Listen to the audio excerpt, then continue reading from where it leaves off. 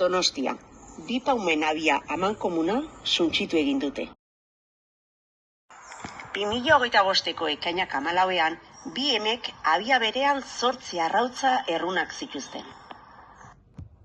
Haietako baten iazko semea, aldian bere amaren abiara bisitatzera bertaratzen zen, aldamenean esertzen zitzaion eta buruko lumak apaintzen zizkion.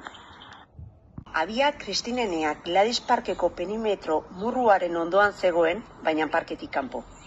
Eklosioetarako oso egun gutxi falta ziren. Bizilagun eta merkatari batzuek, fede honez, Donostiako animalien ongizate sailari paumaren eta abiaren zaugarritasunaren berri eman zioten. 2025ko ekainaren 17an goizean, herritarrei eta ziurrenik udal gobernuari berari aldez aurretik abisatu gabe eta jakinda inork ez ziola oniritzirik emango, animalien ongizateko sailak abiatik pauma eme ausatu zuen, eta jada oso garatuta zeuden enbrioiak zituzten 8 arrautza beroak lapurtu zizkion. 2025ko ekainak 27an, egun batzuk geroago bere lagunak murrura joaten jarraitzen du bisitatzera, baina bera eta bere abia ez daude jada.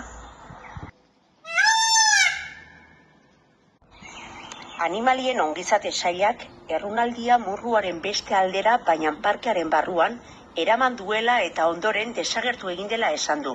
Baina ezin du lekualdaketaren eta ustezko kokapen berriaren esku hartzea argazkien edo bideoen bidez frogatu. Paumak parketik gero eta gehiago ateratzen direla eta horren inguruko dei asko jasotzen dituzela gaineratu dute. Paumak parketik kanpo barruan baino gustorago badaude, paumak parketik kentzearen ideia mahai gainean jarri digute.